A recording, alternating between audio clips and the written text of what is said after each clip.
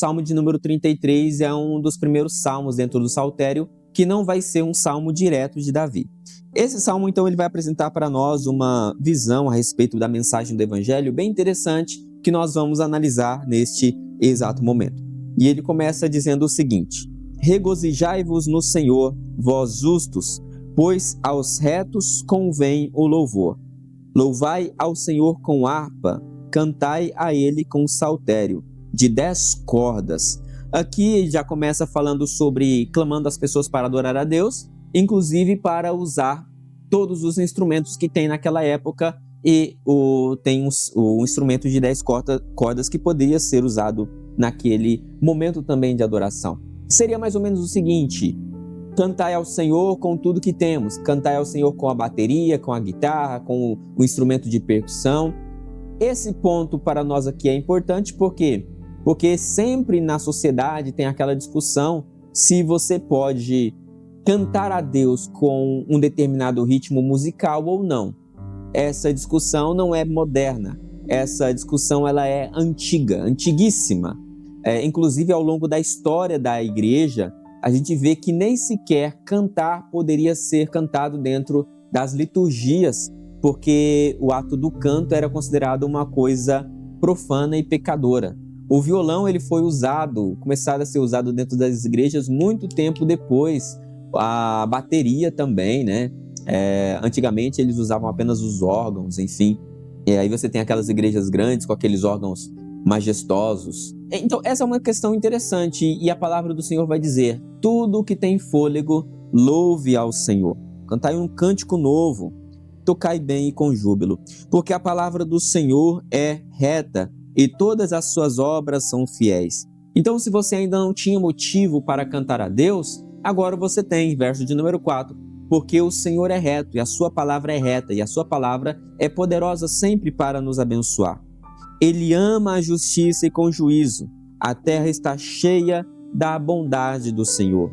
Aqui nesse verso de número 5, nós já começamos a entrar no objetivo principal do Salmo de número 33, que é a adoração a Deus por tudo o que Ele é, por tudo o que Ele tem feito. E aqui nós podemos ver que o Senhor é o Criador de todas as coisas. Porque Ele criou todas as coisas, é que nós devemos o adorá-lo com a nossa vida. Ele é o Criador do universo, Ele colocou o sol e a lua, o sol para iluminar de dia e a lua para dar o seu brilho também à noite. Nós vemos que Deus colocou as estrelas nos céus, no firmamento, e tudo isso acontece pelas obras de suas mãos. Deus é o grande Criador do universo. E isso é motivo de nós reunirmos todas as forças que temos e cantarmos a esse Deus, e louvarmos a esse Deus, com a nossa vida, com a nossa voz e com quem nós somos. Verso 6. Pela palavra do Senhor foram feitos os céus e todo o exército deles, pelo Espírito de sua boca. O Senhor criou todas as coisas, inclusive apenas com a sua voz. E a palavra do Senhor vai dizer lá nos evangelhos que o Senhor sustenta todo o universo com a sua palavra. E a sua palavra é Jesus. João, no capítulo 1, ele vai dizer: no princípio era o Verbo, e o Verbo era Deus, e o Verbo estava com Deus. Ele habitou no meio de nós, se fez carne e deu a sua vida por nós. Então, quando nós olhamos lá para o livro de Gênesis, nós vemos a figura de Jesus presente ali no ato da criação.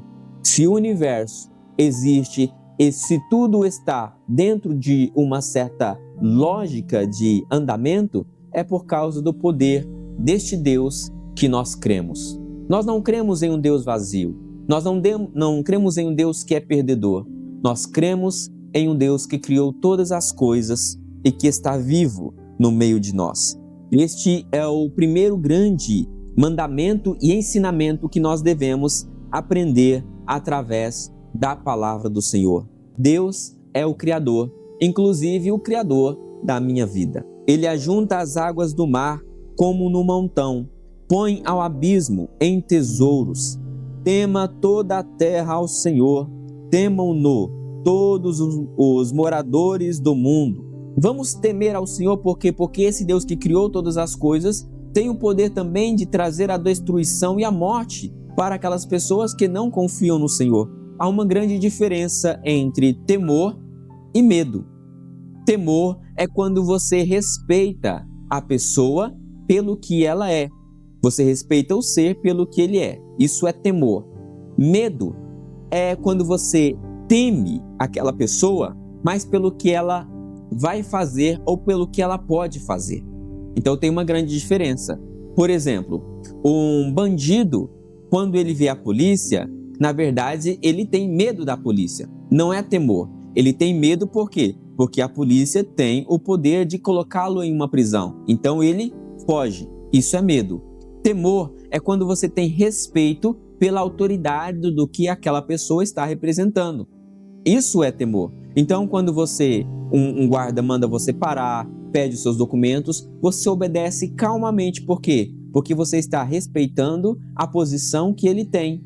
Isso também tem a ver com a Bíblia Sagrada. A Bíblia não manda nós termos medo de Deus. A Bíblia manda nós termos temor de Deus. Por quê? Porque devemos obedecer a Deus, porque Ele é Deus, Ele é poderoso, Criador dos céus e da terra, inclusive Criador da minha própria vida. E aí ele diz aqui, por que nós devemos temer ao Senhor? Temam todos os moradores da terra. Verso de número 9. Porque falou e tudo se fez, mandou e logo tudo apareceu. Eu temo a Ele, porque somente com a sua voz tudo aconteceu. Eu não tenho este poder. Porque o Senhor desfaz o conselho das nações, quebranta os intentos dos povos. O conselho do Senhor permanece para sempre, os intentos do seu coração de geração em geração. Bem-aventurada é a nação cujo Deus é o Senhor e o povo que Ele escolheu para a sua herança. Aqui esse texto de número 12, ele é muito usado quando vai chegando um momento de política. E aquele candidato que é mais ligado às igrejas, ele começa a citar: vamos votar em mim, porque bem-aventurado é a nação cujo Deus é o Senhor. Quando você faz esse tipo de associação, você está usando mal o texto bíblico. Por quê? Porque neste momento do Salmo de número 12, ele está falando de uma teocracia. E essa teocracia era Israel e o povo judeu. E a cidade usada aqui, que é a terra dada por herança, era a terra de Jerusalém.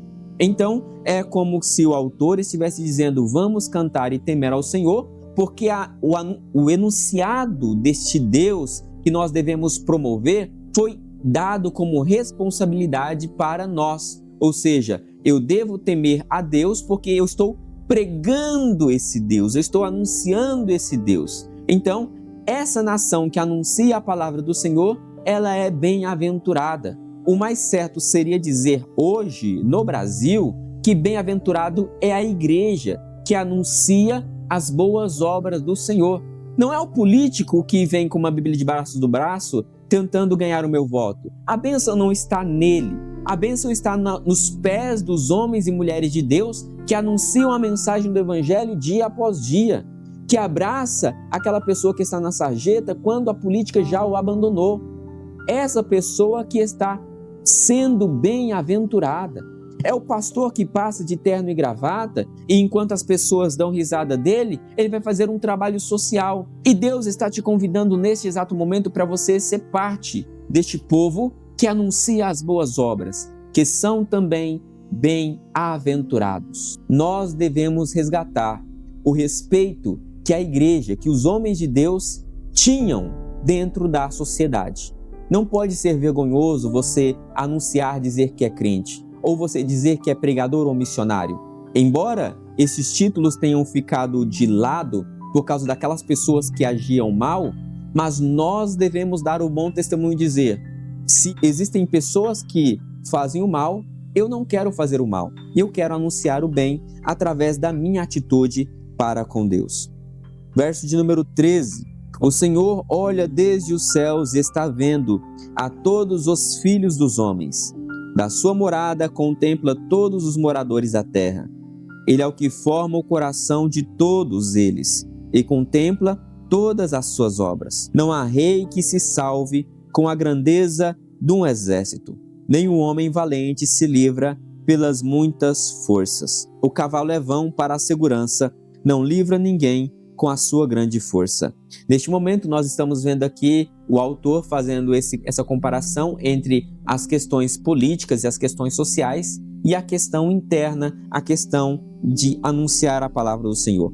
Os cavalos, a segurança, aquelas coisas que estão dentro do campo social, por elas mesmas, elas não têm o poder de gerar a transformação necessária para a vida, necessária para o Evangelho. Depois disso, depois que Davi faz essas comparações, vem um dos salmos mais importantes e um dos textos mais bonitos da Bíblia Sagrada, que é o verso de número 18 do Salmo de número 33. Ele diz o seguinte: Eis que os olhos do Senhor estão sobre os que o temem, sobre os que esperam na sua misericórdia, para livrar as suas almas da morte e para os conservar vivos na Iomé. A nossa alma espera no Senhor.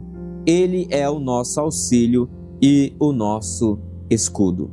A palavra do Senhor está preparada para nos conservar vivos e continuando com um fôlego de vida. É isso que o texto quer dizer. E a nossa esperança é no Senhor. Eu não preciso ficar esperando em alguma pessoa, em alguma obra do governo.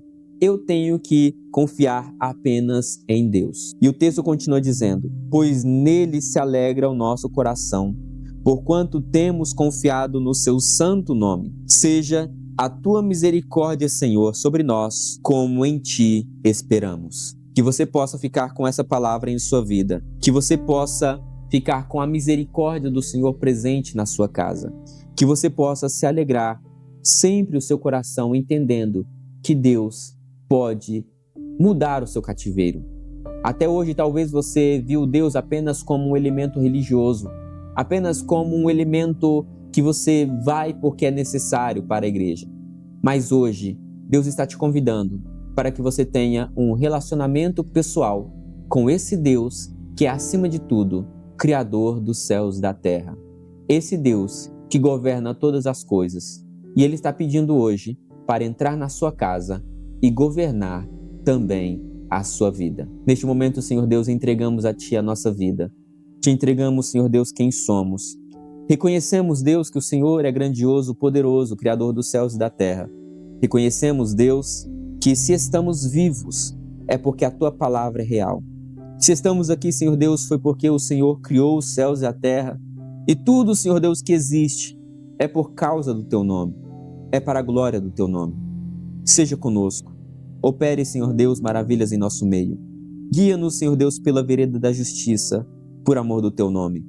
Mesmo, Senhor Deus, que venhamos andar pelo vale da sombra da morte, não temeremos a mal algum, porque Tu estás comigo. O Senhor está conosco. Por isso, Deus, clamamos a Ti e pedimos. Continue, Senhor Deus, provocando e promovendo o temor no nosso coração. O temor, Senhor Deus, para com o pecado, para recusarmos este pecado. O temor, Senhor Deus, para tentarmos viver dia após dia na Tua presença, engrandecendo e louvando o Teu santo e bendito nome. Assim nós oramos e Te agradecemos, Deus, em nome de Jesus. Amém e amém.